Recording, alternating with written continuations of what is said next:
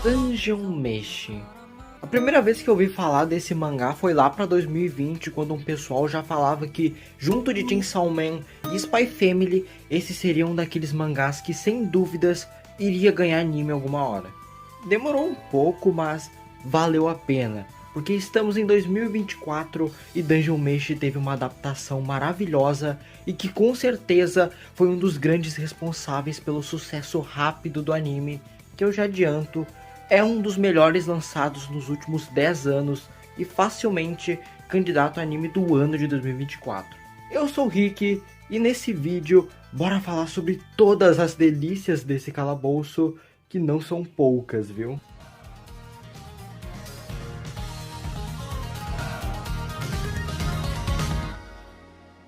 Basicamente, Dungeon Meshi é a história de um grupo de aventureiros que, ao explorar um calabouço, foram atacados por um dragão vermelho e acabaram perdendo porque estavam com fome. O protagonista Laios é salvo pela irmã, que acaba sendo devorada pelo dragão para que o resto do grupo consiga fugir. Como Laios manja bastante da biologia dos monstros, ele sabe que esse dragão deve demorar cerca de um mês para digerir a irmã dele. Então, ele e o grupo têm que tentar encontrar esse mesmo dragão de novo e matar ele antes que a irmã seja digerida.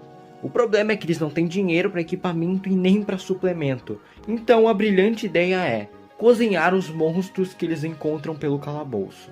E, ao encontrar um anão chamado Senshi, que é um cozinheiro brabíssimo, eles saem em jornada para salvar a irmã do protagonista, enquanto comem os mais diferentes e bizarros monstros que encontram pelo caminho. Eu já tinha certa curiosidade pelo mangá, porque eu gosto bastante dessas histórias com calabouços e masmorras. Não à toa, eu adoro Magi. Quando eu vi os primeiros episódios, eu confesso que eu pensei que o anime não fosse segurar essa proposta de matar bicho e cozinhar por 24 episódios, mas felizmente eu tava errado.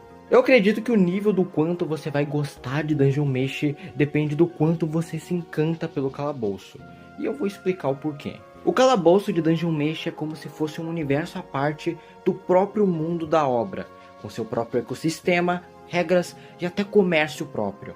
Tudo em volta da existência e do funcionamento do calabouço é detalhado de uma forma que tudo que a gente vivencia ali parece orgânico.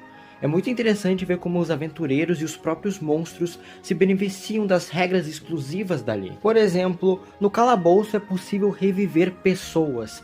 Isso porque de alguma forma ele rejeita a morte, fazendo que mesmo as pessoas que morram e que não tenham como voltar, vivam como espíritos lá dentro. Obviamente, para reviver precisa curar o corpo, então a pessoa que foi incinerada, por exemplo, se fudeu, tá ligado? Essa regra faz com que tenham pessoas que ficam pelo calabouço recolhendo cadáveres para revivê-los em troca de dinheiro. Também tem o pessoal que se aproveita para matar a gente só para reviver e tirar o dinheiro deles. Enfim, talvez os monstros não sejam tão diferentes dos humanos assim. Esse lance dos fantasmas também não é esquecido pelo anime, que recorrentemente faz uso desse recurso, seja para humor ou seja para uma forma de desenvolver o plot. E isso faz com que o calabouço pareça bem real e orgânico, né? Porque de vez em quando os personagens vão estar lá e do nada só vai aparecer um fantasma. Sabe, não tem muita função, mas como existem fantasmas, aparecem fantasmas. Um detalhe que eu gosto muito é dos faxineiros, que são monstros que reconstroem as partes destruídas do calabouço. Isso explica como mesmo com tantas batalhas, o calabouço ainda se mantém de pé. Os monstros, plantas, características de cada andar, tudo dentro do calabouço é intrigante. Eu realmente me surpreendi em como esse anime em 24 episódios consegue manter um alto nível de criatividade. Seja pelos andares e suas peculiaridades, ou seja pelos monstros e os desafios que eles proporcionam, até virarem um prato extremamente atraente e que te faz questionar o quão longe você iria para comer eles. Tem muitos detalhes que passam despercebidos pela gente e pelos próprios personagens, tipo Laios vendo um fantasma com frequência e achando que tá alucinando. O anime inicialmente mostra isso apenas como uma cena de humor boba que dura poucos segundos, mas alguns episódios depois, a gente percebe que aqueles fantasmas têm uma função muito mais importante para a lore do calabouço, e eles estavam tentando se comunicar com Laios, que além de não contar para ninguém que estava vendo um fantasma tentando interagir com ele, ficou disfarçando para os fantasmas que não estavam vendo eles. Outro exemplo é aquela parte que ele entra no quadro para comer as comidas do quadro.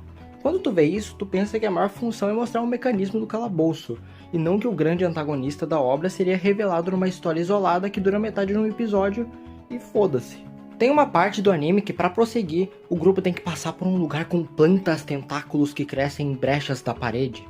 Acontece que esses tentáculos são venenosos, então a gente é apresentado a um sapo gigante perto do lugar, e ele ataca eles. No entanto, o grupo consegue vencer e usa da pele do sapo como roupa para poder passar pelos tentáculos sem correr o risco de se envenenar. É literalmente uma passagem curta e simples, mas que já mostra um pouco da criatividade da obra. Eu gosto muito como Dungeon Meshi detalha essa jornada, essas passagens mais simples de coisas menores do calabouço e que mesmo assim recebem algum destaque dentro do show, faz com que você sinta que a gente está vivenciando a jornada do grupo de perto e em detalhes. É uma intimidade que você normalmente não tem com a jornada e os personagens, e por isso eu dou muito valor à parte de aventura de Dungeon Meshi. Essa parte do sapo, por mais simples que pareça e seja, pra mim já demonstra um pouco como Dungeon Meshi é diferente dos outros animes de aventura. Dificilmente tu vai ver uma situação como essa sendo lidada com os protagonistas retirando a pele de um sapo para poder fazer de roupa e não se envenenar. Tão lindo.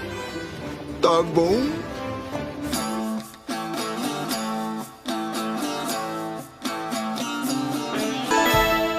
Um dos meus monstros favoritos até agora foi aquele que causa pesadelos de acordo com as feridas emocionais das pessoas. Ele tem um conflito legal que mostra alguns traços emocionais mais pessoais do Laios e da Marcille, e eu gosto como Dungeon Meshi consegue misturar humor com drama de forma mega natural. Um bom exemplo é a forma que o Laios consegue lidar com os problemas do sonho. A gente até vê um pouco de possíveis inseguranças dele, mas como o próprio Laios não dá tanta importância pra isso, ele só acha uma solução idiota pra resolver aquilo. E a solução é virar um cachorro pra cavar uma passagem pro pesadelo da Marcille. Pois é assim que a lógica funciona na cabeça do Laios. Falando do Laios, ele é um cara simples que resolve os seus problemas de forma muito direta e seca. Isso é principalmente usado como humor quando ele resolve alguma situação por um meio que ninguém faria, seja por ética ou só por ser algo arriscado demais. Isso é muito representado com a curiosidade dele com monstros, o que por exemplo leva ele até aquela ideia de roupa de sapo que eu acabei de falar. Normalmente os personagens tendem a agir de formas variadas de acordo com a situação, mas o Laios é um personagem que basicamente vai passar a história agindo de uma mesma forma. Ele pode estar enfrentando um dragão vermelho mortal, ou explorando os andares mais básicos do calabouço. Ele sempre vai ser esse maluco que busca saciar suas curiosidades. Ele leva tudo que encontra com uma empolgação única e um senso mega incomum, que vai fazer ele sempre optar por fazer o que ele tem vontade de fazer, independente se aquilo é perigoso e relevante ou verdadeiramente essencial para a aventura. É engraçado porque normalmente ele fala algo que o grupo inteiro acha um absurdo, mas que no final acaba sendo a decisão certa. O Laios passa longe de ser um personagem moral, por mais que a história ande construindo uma jornada de possível herói dele. Enfim, vamos ver que rumo isso vai levar. Ele faz coisas arriscadas sem a consciência dos amigos, e você vê que ele não sente nenhum pingo de arrependimento das cagadas que ele faz. E ele não faz isso por mal, tá ligado? Ele realmente se preocupa com os amigos, mas tem esse lado egoísta que tá ligado com essa persona dele, de agir em prol das suas curiosidades. De certa forma ele me lembra o espírito aventureiro do Luffy, que atravessa a moral para saciar sua liberdade de matar suas curiosidades. Mesmo nos momentos mais sérios, onde a história tá realmente discutindo alguns temas, o Laios continua agindo assim. O tempo todo ele é esse cara sem noção, sem remorso e que vai fazer de tudo pela aventura. E por isso é interessante quando algumas coisas mais pessoais dele vêm à tona, porque ele reage de uma forma que normalmente os protagonistas não reagem. Isso é justamente um dos pontos que torna o Laios nesse aventureiro diferente dos outros. Os personagens mesmo julgam que ele é psicopata ou egoísta, mas que isso também é o que faz dele alguém tão diferenciado dentro do calabouço. Dá pra ver isso naquele conflito dele com o Shuro e nos últimos episódios do anime, com ele lidando com uma situação mais pessoal do Senshi, onde ele age como sempre agiu, ou seja, sem tato algum pra situação. Ok que ele queria ajudar o Senshi, mas ele também queria muito só matar a curiosidade dele. Então, se ele deixasse o Senshi mal com aquilo, ele teria só sido um babaca completo e foda-se. Nesse quesito, o Laios me lembra bastante personagens como o Gon, o Luffy e o Goku, no sentido dele ser impulsivo do jeito que é e querer matar a curiosidade dele sobre as coisas, agindo de forma inconsequente, mas nunca maldosa. E para mim, dadas as situações que ele vivencia, eu tô achando bem interessante esse lado do personagem. Tipo, ele vira um anão e simplesmente acha aquela coisa mais maneira por 2 minutos. Depois ele percebe que, ok, talvez não seja tão legal e simplesmente aceita. Pô, pai é que eu virei um anão, né? Mas fazer o quê? É a vida, né? Em determinado ponto ele começa a ver uma assombração perseguindo ele com frequência, e tem a conclusão que ele tá alucinando. Mas ele não fica desesperado com isso, ele apenas pensa, pô, talvez eu esteja alucinando. Foda-se, tô sendo sincero pra caralho, esse jeito dele me cativa de um jeito pra uma aventura que fazia anos que não me cativava. Enfim, voltando pros sonhos, temos uma parte muito mais focada no pessoal da Marcille e dos medos dela. A roupagem através do passado, do monstro, da boneca da Fallen é bem interessante. O anime, para focar nesse drama, resolve ter essa abordagem mais fantasiosa, usando a mente dela como plano de fundo para abordar suas inseguranças, sendo tanto o lugar, o monstro, os itens, os livros, coisas que de alguma forma representam alguma insegurança dela.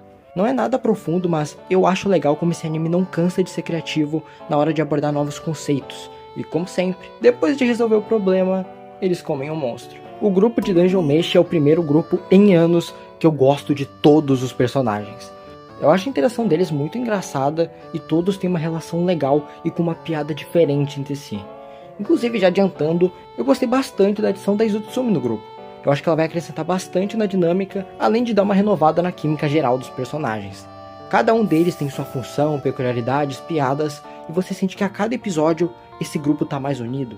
Principalmente por alguns dramas que eles passam no caminho e que fortalecem o laço entre eles. Tem um trecho depois de todo o ocorrido com a Fallen, onde o Chuchuk tá puto da ideia que eles querem continuar atrás dela, mesmo que todo mundo ali do grupo esteja na merda. E como ele é meio tsundere, meio fechado e quer manter uma imagem de homem não sentimental, a grande solução que ele acha para isso é convencer os amigos dele com uma mentira, em vez de só falar que ele tá preocupado com eles. Ele acaba tendo aquele diálogo onde retrata toda a situação da batalha para aquela orc e ela só fala o simples: entendi. Então, por que tu só não é honesto com eles? Isso foi o suficiente para fazer um puta mind blowing na cabeça do Chuchuk, que manda só um papo reto, né? Sabe, tem muita série, anime, que faria um mega drama em cima disso, mas a verdade é que Dungeon Meshi e o personagem do Chuchuk mesmo não são assim. Apesar dos pesares, esse é um problema simples e não precisa de algo mega grandioso para tu poder mostrar a mudança de atitude do Chuchuk. Até porque ele não é um personagem tão imaturo a esse ponto. Só aconteceu dele deixar o orgulho cegar ele de uma conclusão que é básica. Mas como um personagem mais velho e com um certo grau de maturidade, mesmo que seja mínimo, ele entende aquilo rápido e fala pro Laios e pro Sensha real. E dá certo. O tempo todo, ele só precisava ser honesto com os amigos. Seja na comédia, no drama, esse grupo de Dungeon Meshi exala carisma e torna essa aventura pelo calabouço sempre divertida. Mano, de verdade. É um daqueles animes ou séries que a interação mais boba possível do grupo já é responsável por me tirar um sorriso. O Estúdio Trigger conseguiu fazer um negócio absurdo aqui. São 24 episódios visualmente sensacionais. Tem tudo pra ser o anime mais bonito do ano. Eu mesmo, que não sou fã exatamente das batalhas de Dungeon Meshi, fico interessado quando elas acontecem. Quando eu digo que eu não sou fã, é mais que eu não tô vendo esse anime pra ver luta. E as que tem são realmente simples e bem curtas. Então, Dungeon Meshi não é um anime que vai me capturar pela ação. Só que mesmo assim, as batalhas conseguem ter seu encanto. Seja pela estratégia que eles vão ter que usar para acabar com o monstro ou passar por aquele andar, ou seja pela animação que é extremamente acima da média. Fora que Dungeon Meshi tem um diferencial, que as lutas são um fator secundário. Normalmente as batalhas de animes desse tipo são muito mais frequentes e têm uma importância muito maior. Só que como o foco do anime é em cima da comida, que normalmente nem é tópico de um anime de aventura, e quando é um fator extremamente secundário, a gente acaba vendo essa parte da ação apenas como um meio para chegar na comida, entende? Normalmente é o contrário, os heróis se alimentam, se preparam para a grande luta. E aqui, mesmo a grande luta leva eles a terem um grande momento envolvendo cozinhar monstros. Aliás, agora eu me lembrei daquela situação que tem a sereia que usa o canto para hipnotizar os aventureiros, onde a saída que o Laios tem para passar por ela é simplesmente começar a cantar por cima. E daí gera essa cena com a sereia totalmente desconfortável, com ele tentando cantar mais alto que ela, enquanto ela tá ali, encarando o mano cantando que nem um imbecil. Mano, esse tipo de humor tão simples, tão besta, a la One Piece pré-time skip, me pega muito. Me pega? Oxe, lá ele. Enfim, não só de humor vive Dungeon Meshi. A história tem partes dedicadas a coisas mais sombrias. todo o lance da magia negra mesmo. Isso não foi tão explorado no anime, mas a forma que foi apresentado só pelo visual e reação dos personagens já foi instigante e gera uma curiosidade para ver como vão ser aplicadas as consequências. E de longe o dilema se o Senshi cometeu canibalismo ou não é a coisa mais pesada do anime. Por mais que ele realmente não tenha, a gente sabe que a história dá alguns indícios de coisas assim.